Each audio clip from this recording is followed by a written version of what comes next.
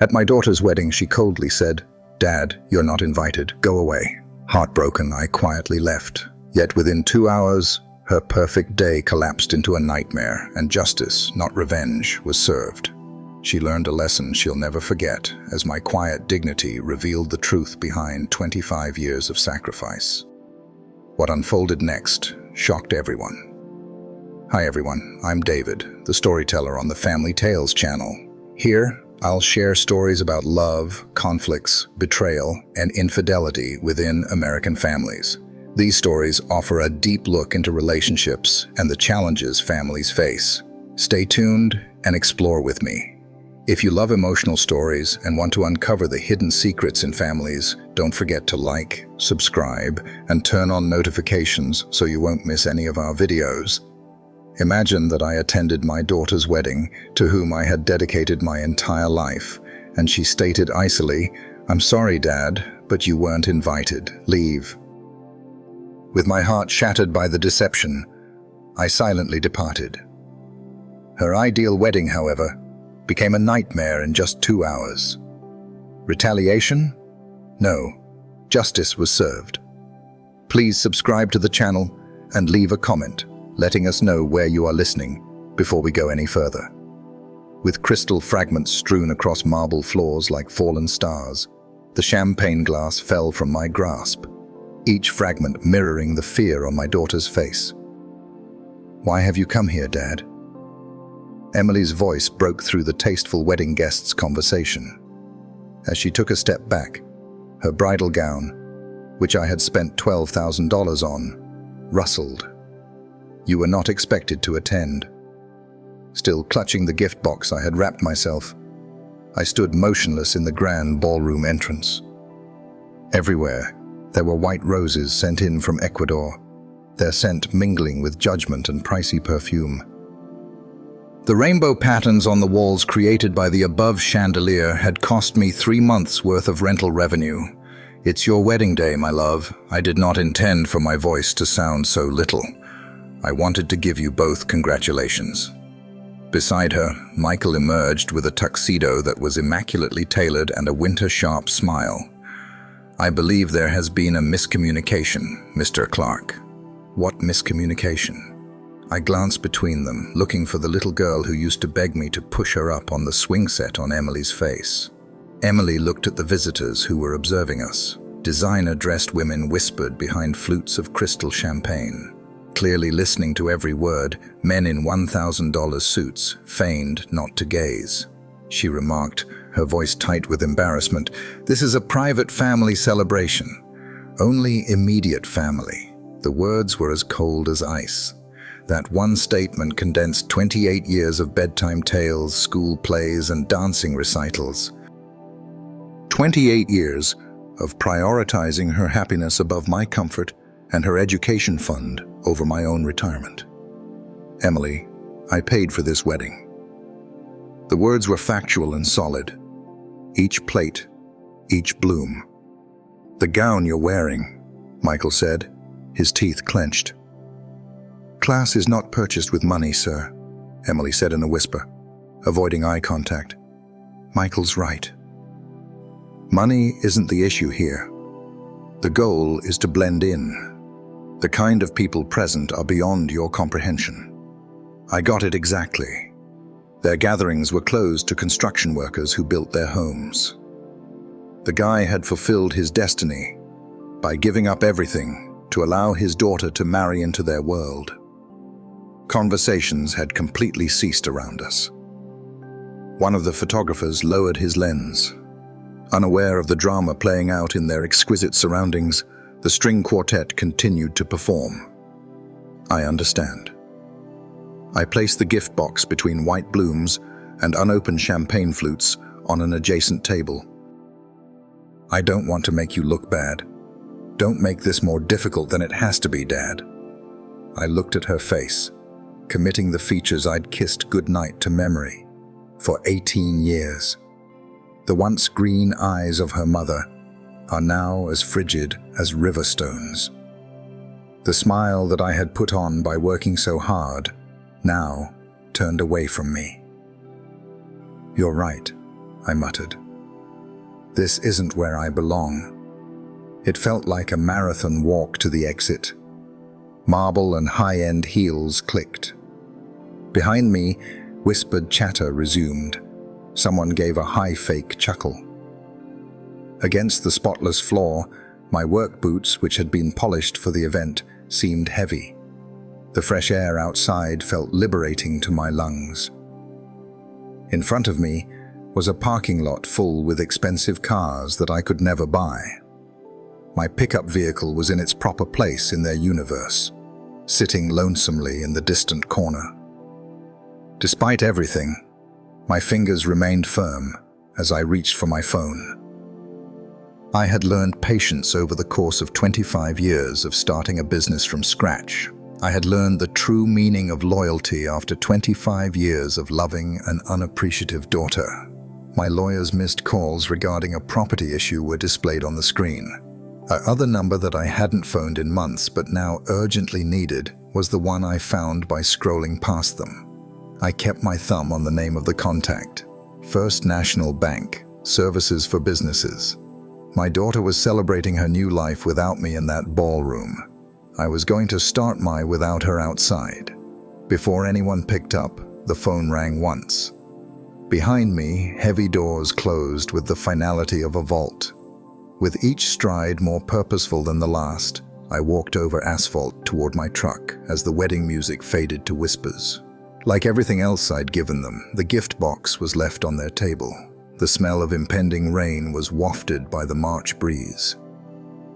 Over the Gothic spires of the venue, darker clouds formed, creating shadows on expensive cars that cost more than most people's homes. As I arrived at the truck with the keys already in hand, my boots crunched on the gravel. Silence enveloped me like armor within the vehicle. The dashboard clock read 3:47 p.m., which was enough time to make a number of crucial calls before the box closed on Saturday. I searched contacts until I found what I was looking for. The screen displayed First National Bank, Business Services. Before hitting the call button, my finger paused for precisely 3 seconds. "It's Patricia here, First National. How can I help you? This is James Clark, account number 7794512. Patricia.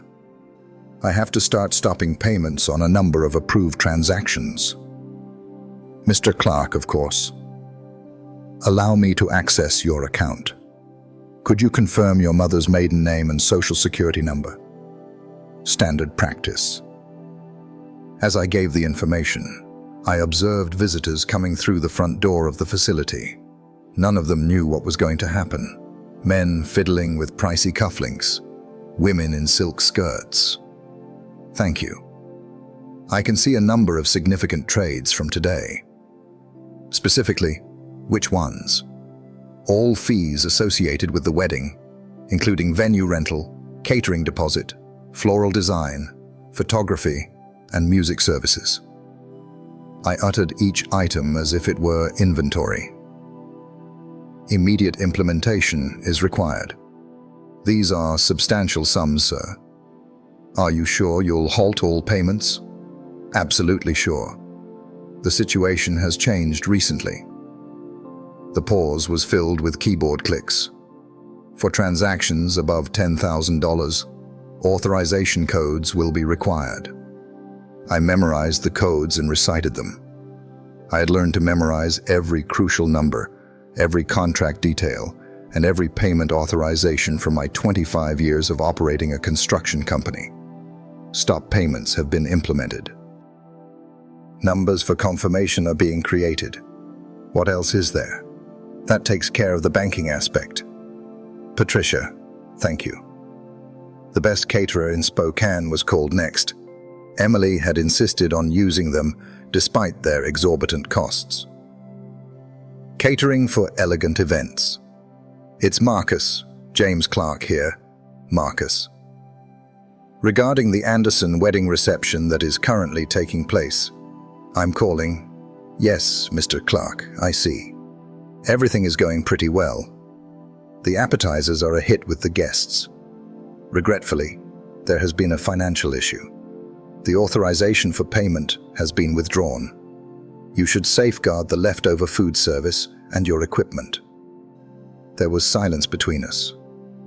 "I apologize, but what are you saying exactly?" "Your contract's payment has been suspended by the bank. With instant effect, I advise you to protect your investments. However, we are currently in the middle of the service. They haven't even served the main meal yet. The timing is bad." I spoke in a steady, businesslike tone. "You may want to discuss other payment options with the wedding party." Marcus hung up without saying anything else. The florist picked up on the second ring. Smart guy. "Susan Bellingham Blooms, speaking. This is James Clark." "Susan, with reference to the wedding flowers for Anderson. The arrangements are gorgeous, Mr. Clark. The orchids made the bride very happy. There has been a problem with payment. The bank authorization is no longer in effect. If you wish to recover any value, you will have to gather your arrangements. Gather them, yet the venue's overall design incorporates them. Susan, business is business.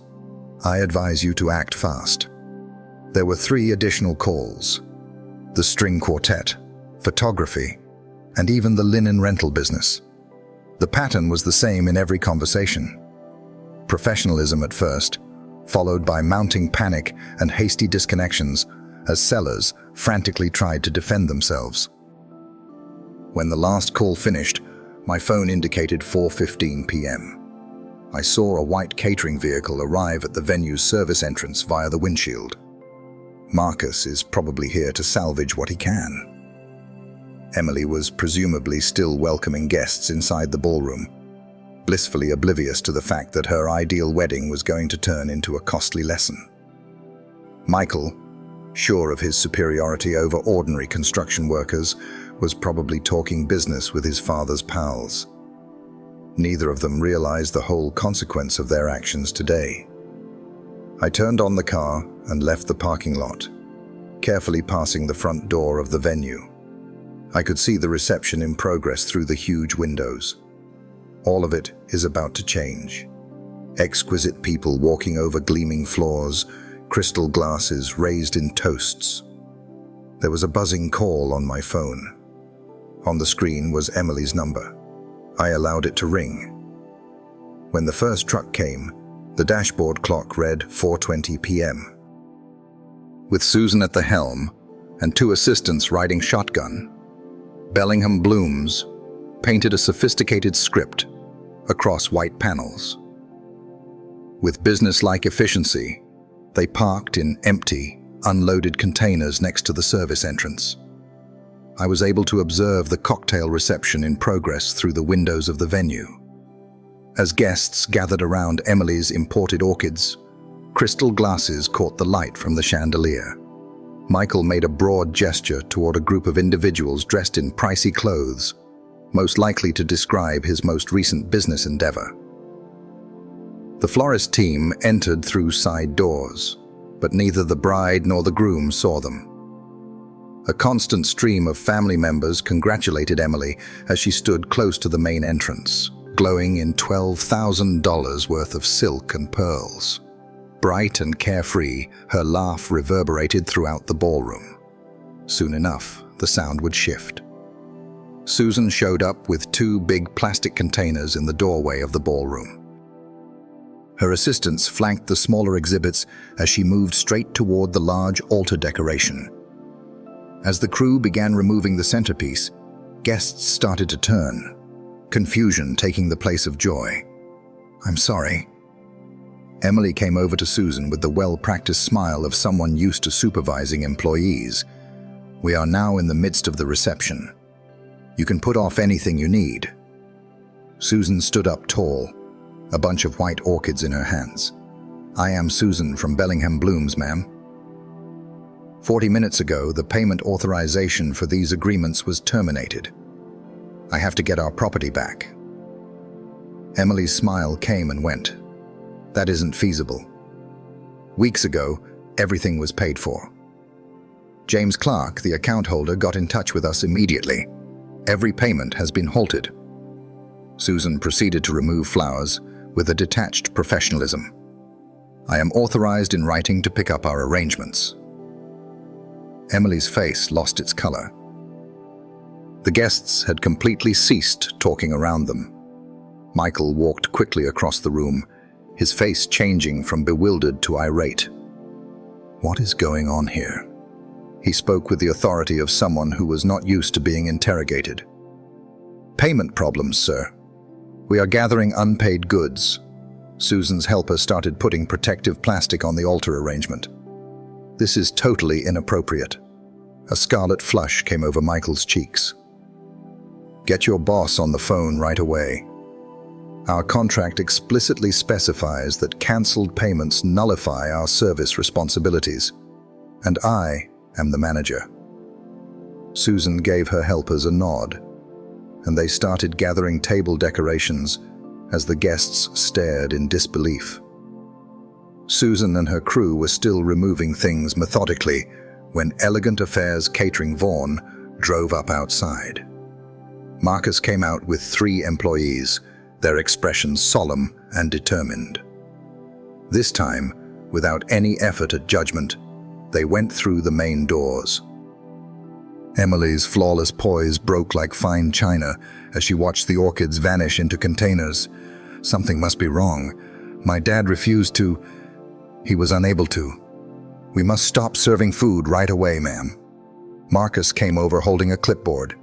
At 4:15, the payment authorization was cancelled. "We have a contractual obligation to safeguard our remaining goods and equipment." Michael's voice rose as he moved between Marcus and Emily. "This is the reception for my wedding. Service cannot be abruptly interrupted during an event. We can, and we must, sir. Standard protocol demands that assets be protected immediately upon cancellation of payment authorization." Marcus gave his team the signal, and they started to cover the serving stations with white cloths. With their champagne glasses still in their hands, the guests moved uneasily. Discussions had turned into anxious murmurs. In the tense environment, the shrill and obtrusive ring of someone's phone was heard. When their equipment coordinator showed up, the string quartet stopped playing. The microphones fell silent. The speakers have been turned off. As the sound technician unplugged his mixing board, even the background lighting changed. Amid the confusion of vanishing services, Emily stood motionless in the middle of her collapsing reception, her wedding gown immaculate. "This isn't possible. Not right now. Not in this manner. What sort of arrangement did your family come upon, Emily?" Michael's voice was tinged with suspicion, his rage directed at his wife instead of the sellers. "I'm not sure. Everything was meant to be taken care of." The first trace of real panic broke through her voice. The coordinator of the venue showed there with her phone close to her ear and whispering urgently. She was clearly reluctant when she went up to Emily. "I just had a conversation with our accounting department. Mrs. Anderson." James Clark's single account served as the source of all payments for today's event. Authorization for each transaction has been withdrawn by the account holder. Emily lost all of her composure. The young child who had been excluded from her own celebration was at last realizing the extent of her father's kindness and the repercussions of her mistreatment. With shaking fingers, she took out her phone and scrolled to a contact she knew. My phone started ringing in the parking lot outside. Emily's name on the screen as my phone buzzed against the dashboard. I could make out her form through the windshield in the doorway of the venue, her phone held urgently to her ear. I didn't respond. Not quite yet. This was the culmination of 25 years of adoring that woman. For 25 years, I thought that making sacrifices would strengthen rather than weaken character. Her mother died when she was 3 years old. Sarah died of cancer 6 cruel months ago, leaving me with a toddler who cried out for me every night and every morning. I could have found someone to assist raise her and remarried fast. Rather, I decided to be everything Emily required. Will you tell me another story, Daddy? When she was 5 years old and cuddled up on my chest in her pink pajamas, she had begged. I had met with possible investors early in the morning and had already read 3 books, but there was such faith in Sarah's emerald eyes. Of course, Daddy always finds time for you, my love. That became my slogan. Emily always had time, money, and everything she needed to be happy, thanks to James Clark. When daughter turned 8, half of my quarterly profits went toward paying for private school tuition. I convinced myself that the best education money could purchase meant fewer corporate expansions and smaller personal expenses. When I told Emily about Riverside Academy, she gave me a hug. I'm grateful, Daddy. I promise to work hard in my studies and make you proud. She put a lot of effort into her studies, earning straight A's in primary school. I was seated in the front row for school plays. I applauded louder than any other parent, thanks to my calloused hands from construction. Later, Emily would come looking for me, giddy with pride. Daddy, did you notice that I remembered every line? All the while, you were on my mind. Things changed in high school. Rich classmates at Riverside Academy had summer homes and trust funds. Emily became aware of the changes. Her sweet 16 celebration was more expensive than other people's cars. Professional caterers, stylish decor, and a BMW in the driveway. The others got BMW's father. There's something embarrassing about this Honda. In 2015, for the first time, money was expected rather than valued. I ought to have seen the red flag. My planned business expansion was almost ruined by college fees. Emily's desired school, Northwestern University, demanded sacrifices beyond just paying for tuition. Study abroad opportunities in Italy, spring break vacations to Cancun, and sorority dues. The financial obligations increased with each semester. For the business fraternity trip, I need $3,000, Dad. Networking is a need. Calls turned into requests for transactions. Home visits dwindled to just holidays. Emily was able to explain why she needed the money and how soon she needed it sent during the brief conversation that followed her phone call. After decades of hard labor, I was unable to supply her with everything she needed, including old money, family ties, and Michael, who entered her life through graduate school. Emily began remarking on how I looked at family get-togethers. When you visit, would it be possible for you to wear something other than those work boots? There will be Michael's pals. The man who had given her everything she had ever desired suddenly made the lady who had previously thanked me for bedtime stories feel ashamed. Her new social circle didn't care that she was successful in building. I wasn't suited to her lifestyle because I built the business that supported it. She had introduced me to Emily's father, who runs a small business, and Michael's parents over Christmas last year. Small company. After 25 years of starting Clark Construction from scratch, employing 60 people, and making enough money to maintain her royal lifestyle, the company was downsized to a small one.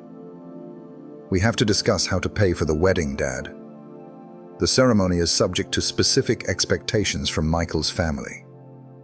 No. I appreciate you offering to pay. No.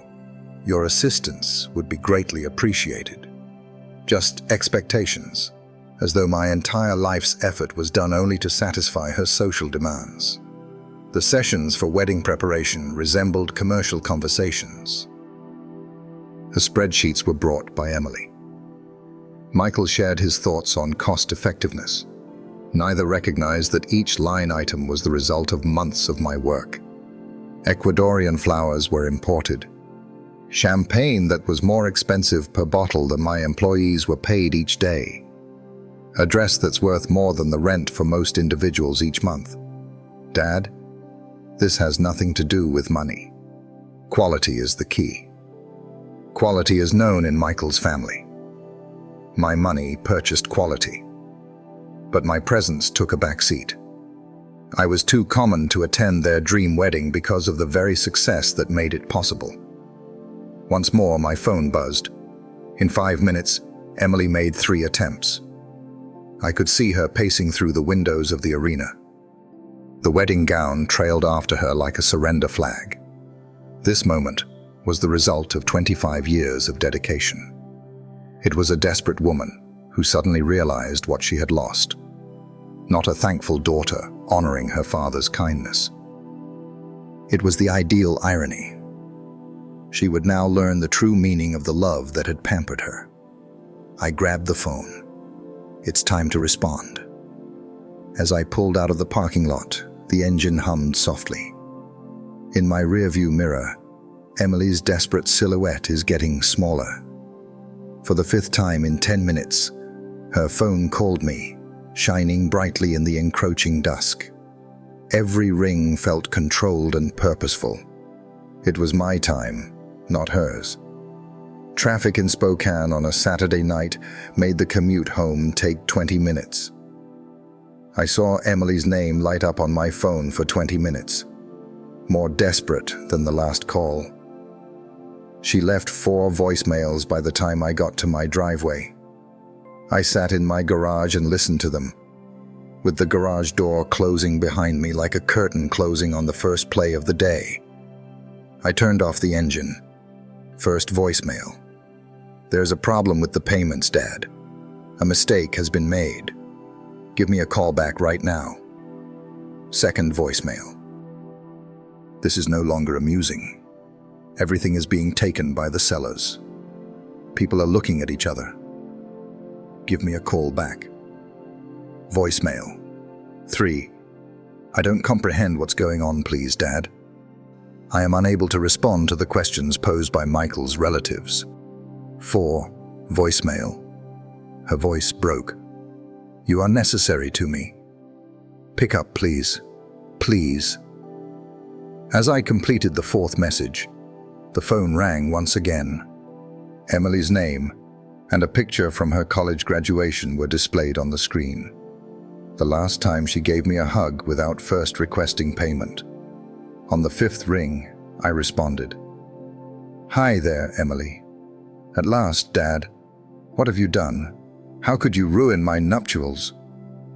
Her tone had changed from this afternoon's calm dismissal to one of utter terror. Excellent.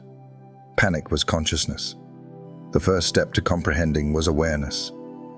I said in a steady voice, I didn't destroy anything. I just stopped making purchases. Stopping is not an option. I'm getting married today.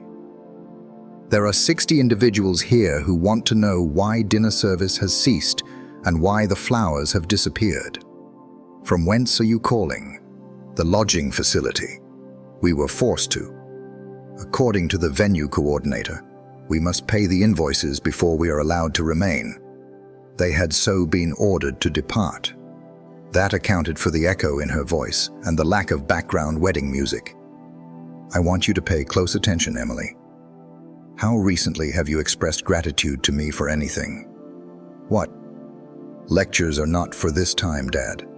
Please call these vendors and clean up this problem for me. Respond to the query. How recently did you show sincere appreciation for my financial assistance? There was silence between us. Michael's voice, piercing with annoyance, could be heard in the background. I've always been appreciative, though I can't recall specific examples. You are aware of that. To be honest, I'm not aware of that. All I know is that you told me I wasn't welcome at your wedding 3 hours ago. A wedding that I fully funded. That's not how I meant it. I was under stress. Nerves on the wedding day. Her tone changed to one of the wheedling she'd learned in college to use when asking for money for spring break vacations. Please, Dad, I'll compensate you for this. To preserve what's left of the reception, I need you to approve the funds now. We can discuss anything else later. What remains? The cake remains. There are still some visitors. The photographer is waiting for us to come to an agreement. And what specifically are you going to pay with? One more pause. This time, longer. I assumed you would take care of it. You manage it every time. I always have. It's accurate. You have no idea how much I have spent on you in the last 25 years. Don't force me to guess numbers at this time, Dad. I'm experiencing a crisis. Make a guess. An approximate estimate. I'm not sure. $50,000 perhaps. It nearly made me chuckle. She couldn't have attended Northwestern for her second year with $50,000. Since your mother passed away, Emily, I have spent more than $300,000 on your lifestyle, schooling, housing, and transportation. That excludes the money I spent today. The sound of her breathing was the only sound in the line. $300,000? That isn't possible. It's conservative. I have records for all of my expenses. You told me this now, but why? Since you've never inquired. You haven't ever asked me how much your lifestyle costs or voiced any concern about the strain it puts on me in the past 25 years. A burden. I am your daughter. You are indeed. And I gave up everything for your happiness because I loved you so much. What have you given up for mine, I wonder? In the background, Michael's voice became more audible. She briefly covered the phone. They could hardly hear their garbled dispute. Michael's family is quite distressed, Dad.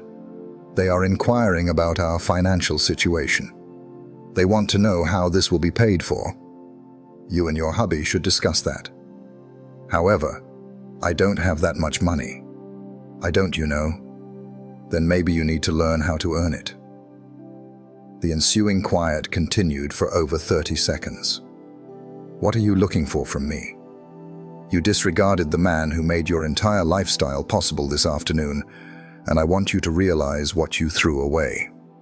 Now I get it. I was mistaken. Can this be fixed? Let's see. I'm looking over our whole financial arrangement. Documentation will be available. We will appropriately discuss this. When? When I'm prepared. I hung up and switched off my phone. I could see the lights of Spokane starting to come on in the distance through my kitchen window. Somewhere out there, Emily had to face her first night on her own. The teaching was only getting started. My desk lamp's warm light created recognizable shadows over my 25 years of painstaking documentation. One wall of my home office was lined with filing cabinets that acted as sentinels, protecting secrets Emily had never bothered to inquire about. Those secrets would finally be put to use tonight. As I opened the first drawer, marked Emily Education 2020-25, coffee steamed next to my computer. The house behind me fell into the evening silence, but the methodical energy that had transformed Clark Construction from a startup to a 60-person company was churning in my head. This was not retaliation. It was an audit. Riverside Academy is the first folder. Tuition for 12 years of private education, each payment accompanied by semester reports and bank transactions. $8,000 annually in 2008. Increasing to $12,000 by the time of graduation. It was a depressing calculation. $126,000 just for schooling in elementary and high school.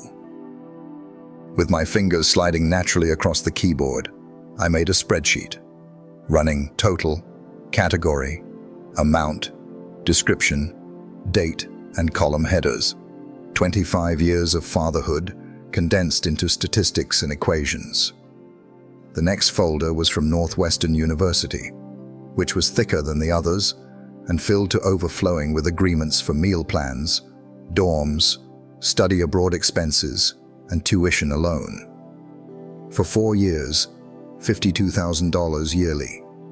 An additional $15,000 a year for room and board. Cancun junior year, spring break, $3,500. $8,200 for a summer in Italy during her art history phase. She'd mentioned Italy as Essential for my education, Dad. People in my program network in this way. The figures increased page by page, receipt following receipt. $284,000 in total for Northwestern. The expense of 4 years of college is higher than what most people make in 5 years of employment. The folder on transportation showed its own trends. Dependable Honda Civic for $18,000, first vehicle at age 16. Within 6 months, she had claimed that everyone else drove BMWs. The second vehicle is a $28,000 BMW 320i at 19. The BMW X3 is the third vehicle at age 25, as Michael's buddies own high-end SUVs. Emily was unaware of the insurance payments, maintenance expenses, and registration fees associated with each vehicle, unspoken costs that decent dads accepted without complaining. It buzzed on my phone. Once more, Emily's name came up on the screen. I added another entry to my spreadsheet and let it ring. Technology, iPhone 14 Pro, Max, $129. The surprises were in the living expenses folder. Lincoln Park apartment for 3 years after graduation. Rent is $2,800 per month. When she spent more than the considerable allowance I gave her, she made credit card payments. $100 a month on average for 2 years. Purchases of designer apparel, spa services, and visits to the beach with friends whose parents provided for similar lifestyles. Like compound interest, the totals increased. $410,000 for education, $75,000 for transportation, $125,000 for housing assistance, $180,000 for personal costs, $147,000 for a wedding, $937,000, or almost $1 million, was what my calculator indicated. Spent gradually over a 25-year period, with each expense appearing to be justified on its own. Her future was being invested in by attending a private school. Doors were opened by college. Safety was provided by a dependable vehicle. Having nice attire gave you more self-confidence. Although the wedding was a celebration of love, the pattern conveyed a different message. Emily had never made a single dime to support herself, had never worked for more than 6 months, and had never been appreciative of sacrifices or worried about expenses. I pulled out the photo albums I'd kept of her early years. 8-year-old Emily, radiant and gap-toothed, following her first school play. "I appreciate you coming, Daddy. Have you noticed how loudly everyone applauded? Emily won the spelling bee at the age of 12. When I was anxious, I kept you in mind, and it helped me recall the words." At what point did she no longer think I was someone who deserved gratitude? When had I turned into nothing more than a conduit for her dreams? My phone rang once more. Since our talk concluded, Emily has called 14 times. She had left a voicemail this time. "Please respond, Dad. What you mentioned has been on my mind. I realize I haven't expressed my gratitude enough. You are aware that I have taken you for granted. If we are unable to explain the financial position, Michael's family is threatening to leave. Tell me what you want from me, please." I longed for 25 years of unfulfilled gratitude. What I wanted was confirmation that Emily recognized the importance of what she'd so casually written off. I arranged the supporting documents into manila folders for education, transit, housing, personal spending, and wedding costs after printing the spreadsheet summary. Every folder, brimming with proof of affection, was converted into cash, and the sacrifice was quantified in bank transfers. Emily would have to deal with discussions about accountability, responsibility, and the real cost of entitlement tomorrow, for which she was unprepared.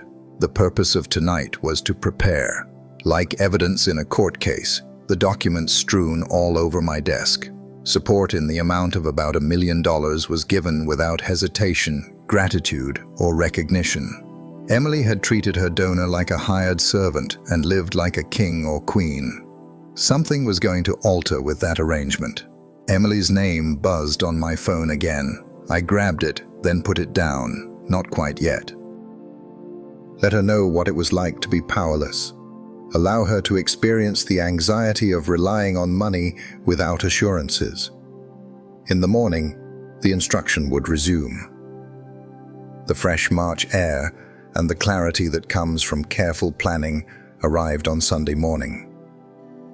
My briefcase, filled with 25 years of recorded proof, was parked at the front door. Due to businessmen's understanding that some circumstances couldn't wait until Monday, Richards and Partners had agreed to an emergency consultation at 9 a.m. The law office was suitably somber, the walls aligned with legal volumes, mahogany paneling, and certificates attesting to decades of prosperous activity. In the conference room, Margaret Richards herself greeted me, her sleek suit and silver hair conveying the professionalism I required. "I've looked over your initial paperwork, Mr. Clark. This degree of documentation is remarkable." With trained speed, she scanned financial reports as she spread my documents across the shiny table. Emily's lifestyle, supported by my sacrifice, was depicted on each page for a month. Even by our standards, the sheer sum involved, nearly $1 million over 25 years, is significant. I sat down in the leather chair across from her and said, "I want this handled professionally. Just business, no emotion. Emily needs to realize how much she's taken for granted actually costs." Margaret took notes on a yellow legal pad and nodded. Promissory note establishment or gift classifications are supported by the documents. We have several alternatives for recovery, given the trend of increasing demands without reciprocal accountability. With surgical accuracy, she laid out the plan. Formal demand letter asking for 30 days worth of full payback, a thorough accounting of every expense accompanied by proof, a precise timetable for negotiation and response. Repercussions for non-compliance on a professional level. This method turns a family conflict into a business deal, which is far more convenient for all parties. The documents were ready by 11 a.m.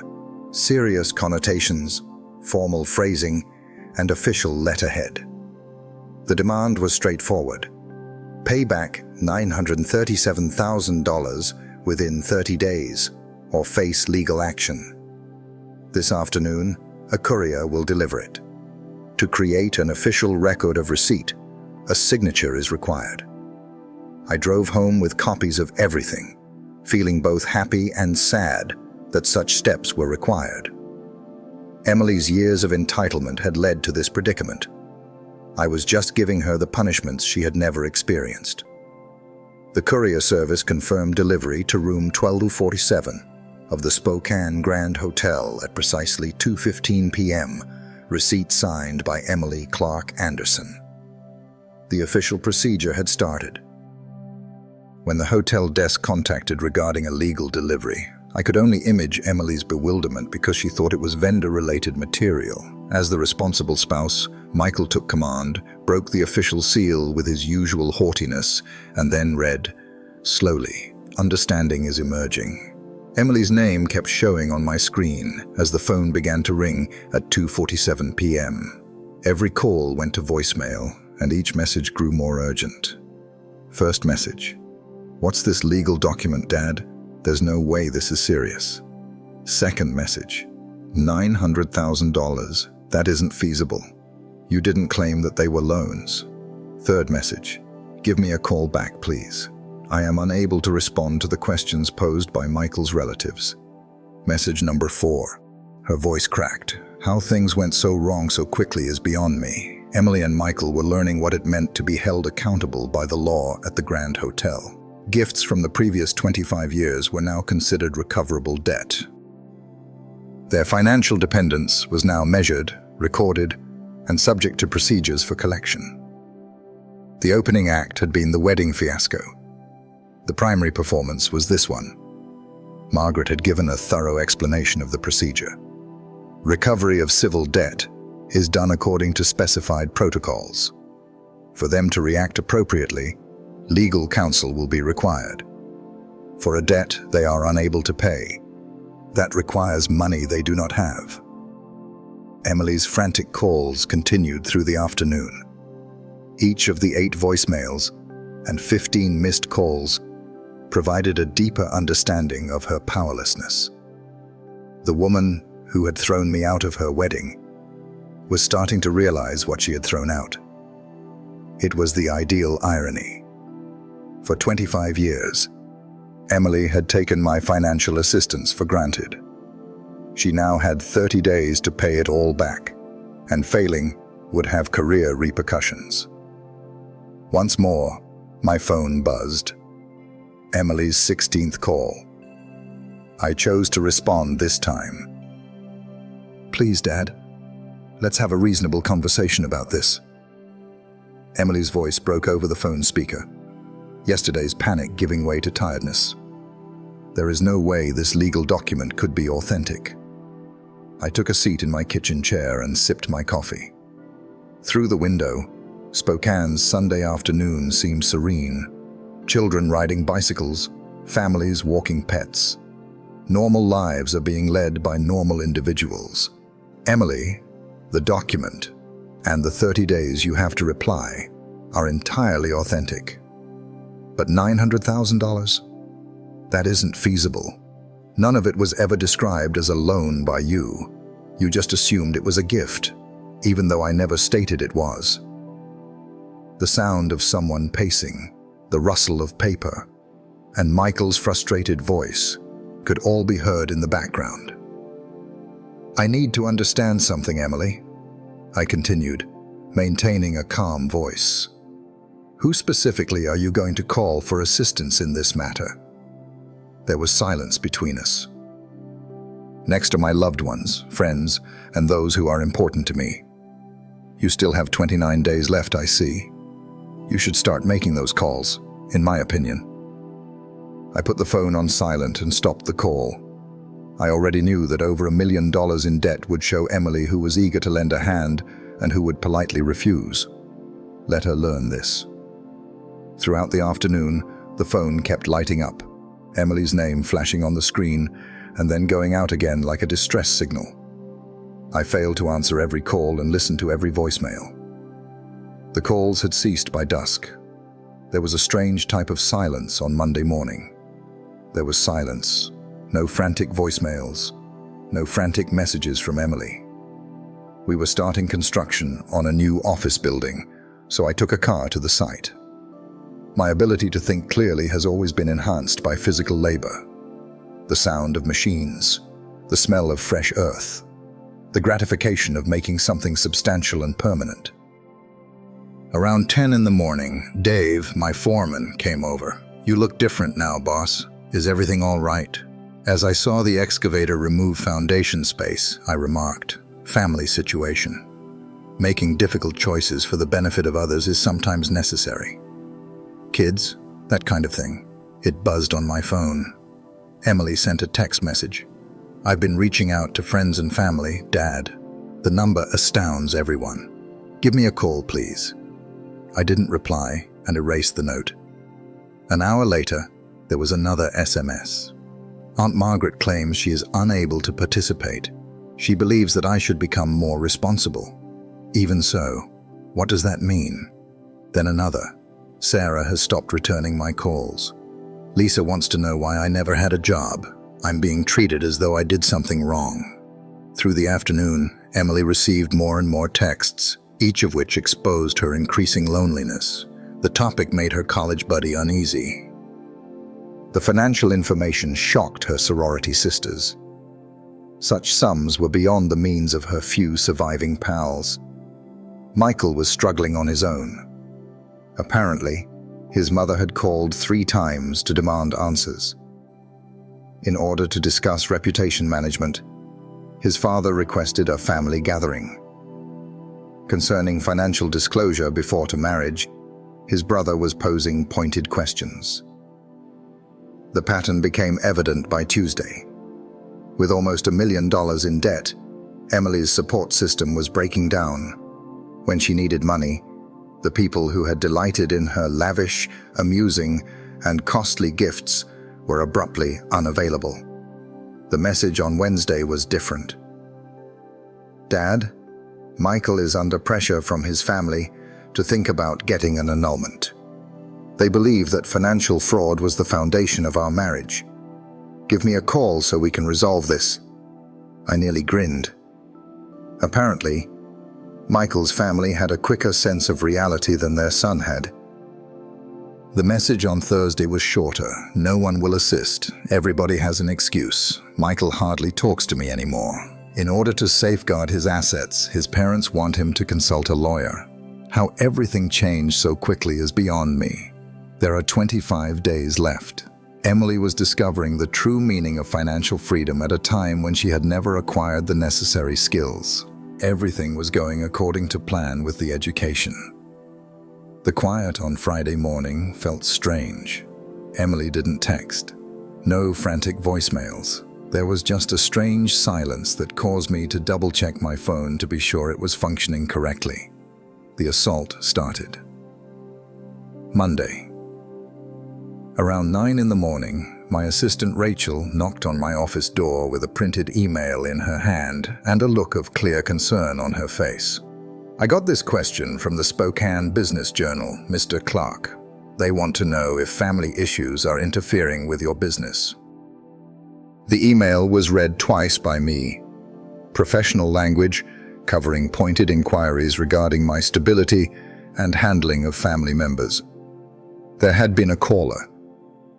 "Do you know how they found out about this and this?" Rachel showed me a Facebook post that had received more than 200 shares on her tablet.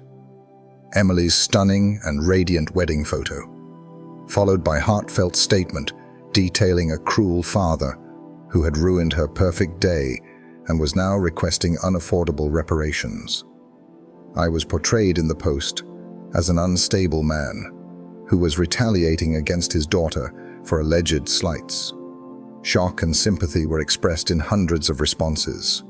A number of them tagged local company owners with whom I had collaborated for many years. My phone rang.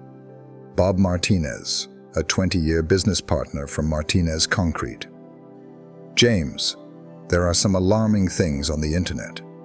People are claiming that you're struggling to pay for your daughter's wedding." "Bob, the paperwork presents a very different picture. Some people are inquiring about your contracts with the city, so I hope so. You are aware of how politics operate in this area." Within an hour, I received 3 more calls, all of which expressed worry and probed deeply into my business choices and mental health. Michael and Emily had been occupied. Michael's plan was rather simple for me to figure out. His family name gave him access to social groups in Spokane. Anderson family connections touched professional associations, where reputation was important, as well as country clubs and charitable boards. Through such relationships, they were disseminating Emily's victimization narrative. Second-hand accounts of the story were circulating through the local Facebook groups. The owner of a construction firm ruins his daughter's wedding and then demands $450,000 from her. A businessman from Spokane sued his own child for wedding costs. Every recounting became more dramatic and harmful. 7 calls with business-related concerns had reached me by lunchtime. The president of the Spokane Rotary Club wanted to know how I felt about the impending community projects. 3 different contractors reported hearing items that could impact our collaboration. Michael and Emily had picked their battleground well. Notoriety meant money in a place like Spokane. You can ruin someone's livelihood by destroying their reputation in the commercial world. One important factor had been overestimated. When I got home, I took out the paperwork that Margaret Richards had assisted me with organizing. A summary and classification of 25 years' worth of financial records. Emily had never inquired about or expressed gratitude for any of the checks, payments, or expenses. I then called on my own, I have to set up a news conference for tomorrow, Margaret. The full financial record will be made public. Are you sure? There is no going back once this information is made public. Michael and Emily have already made it public. The truth must now be revealed. For the next 6 hours, preparation was done methodically. I made direct contact with the Spokane Business Journal, providing them with full financial transparency. Emily's campaign had contacted 3 reporters, so I called them and promised them recorded evidence that would reveal the truth.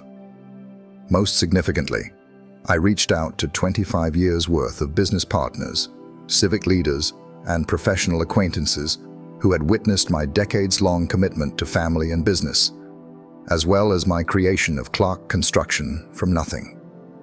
I'm phoning all of the contractors on our list, Dave. Tomorrow, there will be a narrative that corrects the facts of Emily's circumstances. In the evening, I received confirmation that a feature piece will be published in the Spokane Business Journal. The press conference will be covered by local news outlets. Copies of the material were prepared for distribution. 3 days have passed since Emily's attack. It would take me a full morning to respond. When presented professionally and with adequate documentation, the truth would be more powerful than emotional pleas and manipulation on social media. There are 24 days left before the legal deadline. Emily would realize by tomorrow afternoon that the best players in the game of ruining reputations were those who had real things to defend. Arriving with the accuracy of a construction schedule was Tuesday morning. I posted 25 years' worth of financial records on all the platforms that Emily and Michael had tainted with their lies at precisely 9 in the morning. The presentation was unquestionably professional, methodical, and thorough. Payments totaling $937,000 over 25 years are shown on bank statements. Spreadsheets with the prices of school, transit, housing assistance, and lifestyle funding broken down into categories. Pictures of Emily throughout her entire life of luxury. Every picture has a matching financial backing. Total openness. Documentation of 25 years of parental support. Below it, read the headline I selected. A thorough chronology illustrating Emily's development from appreciative youngster to entitled adult. Every dollar spent is tracked down and validated. The reaction was instantaneous. My phone began ringing with various voices within an hour. This time, don't worry. Assistance. James, I was unaware of the extent of your assistance, Bradley Electrical's Tom Bradley remarked. With my children attending college, I may spend up to $15,000 annually. That's how much you spend per semester. Bob Martinez returned the call. I must apologize to you. Having looked at those bank records, I know exactly what you're going through. Any parent would be broken by that degree of entitlement. In reversal, the social media momentum changed like an avalanche. In the context of financial realities, remarks that had bolstered Emily's victim narrative suddenly appeared foolish. Screenshots of bank statements demonstrating yearly tuition payments of $52,000 for college. 3 separate luxury automobile receipts. 28 years of expenses for living, clothes, and housing that most families would find unaffordable. At 11 a.m., Margaret Richards called. The feedback has been amazing, James. The Spokane Business Journal would like to publish a feature article regarding entitlement and financial responsibility. You've successfully transformed a reputational assault into an opportunity for community education. By midday, Emily's initial Facebook posts appeared pitiful in comparison to the trove of proof I had presented. Comments like, "This is what real parental sacrifice looks like," and It's no wonder he's seeking repayment, were made when people shared my proof. Providing this kind of assistance is a full-time job. The construction community in Spokane came together in full force. Now, contractors who had doubted my stability were telling tales of my integrity and work ethic. The president of the Rotary Club publicly endorsed my stance. A statement regarding the significance of financial responsibility and family ties was even issued by the mayor's office. From the building site, Dave texted me, "Boss, the crew is discussing your situation. Everyone is on your side. No one can comprehend what Emily endured for you." The tale was picked up by local news outlets as a human interest item on the responsibility and sacrifice of parents. Their work was made simple by the documented proof. All they needed to do was lay out the facts and let the audience make their own judgments. Emily's attack had gone horribly wrong. After 25 years of established financial reality, her victimization image was unable to withstand scrutiny. Her stability was now being questioned by the same community that had momentarily doubted mine. Now, Michael's family ties were against them. They were witnessing precisely the type of individuals they had accepted into their social group. The reputation of the Anderson family was being exploited to propagate false information about a well-known businessman who had only recorded the facts. By nightfall, the story was entirely inverted. Michael and Emily did not have a father who was nasty to them. When a compassionate dad eventually established boundaries, they assaulted him because they were entitled people. Emotional manipulation was unable to refute the narrative presented in the documentation. In 25 years of sacrifice, each bank statement represented a chapter. Each receipt was proof of love that had been overlooked. Emily texted me and my phone buzzed. "Please remove those financial data, Dad. There are awful things being spoken about us." I didn't reply and erased the note. There are 23 days left. The course was almost finished. At 6:47 a.m., Michael's phone rang. Wednesday morning, startling us both out of our restless slumber. The weight of social media, disaster, and growing financial strain made the hotel room feel smaller by the hour. "This is your dad, Michael." With unmistakable authority, the voice came across the phone speaker. "We must speak right away." As Michael listened to demands she couldn't quite understand, Emily saw the color fade from his face. His answers were defensive and curt. "Yes, I am aware of the consequences." "No, I was unaware of the volume of paperwork. We didn't realize how complicated the matter was." The discussion went on for 12 minutes. After hanging up, Michael looked at the phone for a long time before he started talking. "My family wants me to return home. Today. House. This is only transitory, Michael. My dad will settle down eventually." "Stop, Emily." She had never heard such finality in his voice. 3 different business partners called my father yesterday to inquire about our family's problems. Speculation regarding the Anderson family's involvement in financial malfeasance is rife among the country club. Financial deception? That is absurd. This family conflict got out of control. Michael started removing clothing from drawers and hurling it into his luggage with angular, furious motions. "You never acknowledged the approximately $1 million in assistance your father revealed in bank documents. That appears to be, at best, deceit, and, at worst, manipulation to the people in my family's social circle." Panic rose like icy water in Emily's chest. "Are you heading out? 6 days ago, we were married." My family's reputation in the community and my professional reputation had been ruined just 6 days. Michael's packing became more forceful. "Emily, I have a trust fund. Opportunities for business. A future in which preserving certain connections is essential. How is our relationship doing? How about our vows of matrimony?" For the first time since the phone call, Michael paused his packing and gave her a direct glance. "Which marriage? You unexpectedly threw me into a financial quagmire.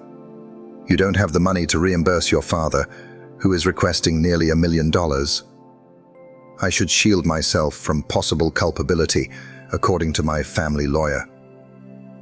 Accountability. I am your spouse. You have enormous debt and no assets, making you a financial burden. Emily felt the remarks as if they were actual blows. My family cannot afford to be linked to this kind of controversy. After being silent for days, Emily's phone buzzed with a text message from Michael's mom. Dear Emily, Michael must return home. You know, family responsibilities. In some ways, the civility made it worse. Even Michael's mother was severing relationships with surgical precision after complimenting Emily's elegance and attractiveness at the wedding. Please, Michael, let's figure this out together. Despite his anger, my father still loves me. This will pass. Look around, Emily. Michael pointed to her laptop, which was still vulnerable to hurtful remarks on social media. This is not going away. 25 years' worth of financial documents were published by your father. You're being referred to as a trust fund baby who has never worked in her life. They're correct. The claim was true, and it hurt. Emily had never worked for more than 6 months at a job, had never helped pay for herself, and had never asked herself where her luxurious existence came from. As a daughter, I was acting. Fathers are meant to provide for their daughters, but to the tune of almost $1 million over 25 years, without any appreciation or return the favor. Michael closed his suitcase with a zip. My family is surrounded by people who make contributions to society. They create value, start enterprises, and donate to organizations. Aside from expenses, what have you ever produced? In addition to her marriage, Emily's sense of self and her role in the world were also shattering inside her chest. Where am I going? I'm short on cash for the accommodation. I have used all of my credit cards. Everyone no longer communicates with me. At the door, Michael stopped and placed his hand on the handle. Give your dad a call. Express regret. Take ownership of your actions. He might be able to help you learn how to be a real adult. Don't leave me alone, Michael. Since the beginning of our marriage, Emily, I have been by myself. Expectations and expenses were the only contributions you ever made. He lowered his voice a little. Perhaps you will learn something by losing all that your father's money could not. With terrible finality, the door shut behind him. Emily gazed at the hotel room, which felt unexpectedly spacious and deserted. A reminder of the 6 days that had ruined her entire life. Her bridal gown was still hanging in the closet. No money, no friends, no family support, no husband. It was the first time Emily Clark Anderson had been by herself in 28 years. She grabbed her phone and navigated to a number she hadn't dialed since that first Saturday of desperation. The contact details for her father showed up on the screen like a lifeline she wasn't sure she should have. She has 22 days left to find nearly $1 million she didn't have, mend relationships she'd ruined, and transform herself into a new person. After a single ring, a recognizable voice said, "Hello, Emily." His speech lacked the tenderness I had known as a child, but it also lacked cruelty, simply acknowledging calmly that after losing everything, his daughter was now calling, "Dad." It was a broken word, hardly audible above a whisper. I'm not sure where to begin. Let's start with the facts. Are you aware of this week's events? In the absence of Michael, I gazed about the hotel room while my laptop screen continued to display hundreds of comments denouncing my actions. Like a structure collapsing, the weight of 28 years of careless entitlement fell. I lost everything. My spouse departed from me this morning. I was totally cut off by his family. The hotel expense for tonight is beyond my means. My voice broke. I am hated by everyone. Do you know why? Like a challenge, the question lingered. For 28 years I had made excuses, placed the blame for my troubles on other people, and held them accountable for every outcome. Not now, because I didn't treat you like a person, I treated you like a financial account. Because I never understood the sacrifice you made for me. Because I was harsh, entitled, and self-centered. There was silence between us. In light of what I had spoken, I could hear his breathing. Proceed. I looked at the financial documents you made public. Over 25 years, $900,000. I never inquired about the source of the funds. I never gave you a decent thank you. I never considered what you were sacrificing for me. Now the tears flowed freely. These were the first real tears I had shed since this started. I threw you out of my own wedding, a wedding that you fully funded. What else? When you resisted me, I attempted to ruin your reputation. On social media, I told lies about you. I got rumors regarding your character propagated by Michael's relatives. It was like taking poison out of an infected wound to make the admissions. With pampered kids who never mature, I become everything bad. His voice grew a little softer. Emily, do you recall your mother's death when you were 8 years old? You told me I was the greatest father in the world and gave me a hug every night. I recall. I loved you so much that I wanted to offer you everything. Giving you everything, however, eventually caused you to cease loving me in return. Dad, I've always loved you. I simply stopped displaying it. I lost my sense of gratitude. I became a consumer instead of a daughter. Now, what would you like from me? I realized that the question wasn't only about getting treatment right away, which is why I was afraid. What was at stake was the nature of our future partnership. I wish to gain your admiration. I want to be the daughter you've always wanted. Instead of merely taking, I want to learn how to be an adult who contributes. I use the back of my palm to dab at my eyes. I need assistance, though, in order to live long enough to demonstrate my capacity for transformation. What sort of assistance? In order to stay in the hotel for another week while I look for work, I need to have enough money. Any work. I need an opportunity to demonstrate my self-sufficiency. Emily, there will be requirements if I assist you this time. Anything. Within 2 weeks, you will find work. Cleaning waiting tables or offices doesn't matter to me. You can no longer afford the luxury of pride. I get it. No demands for money for 6 months. You demonstrate that you can subsist on your income. Indeed, once a week we will speak, but it will be between 2 people rather than a parent and dependent child. That's what I desire. I want to prove myself worthy of becoming your daughter once more.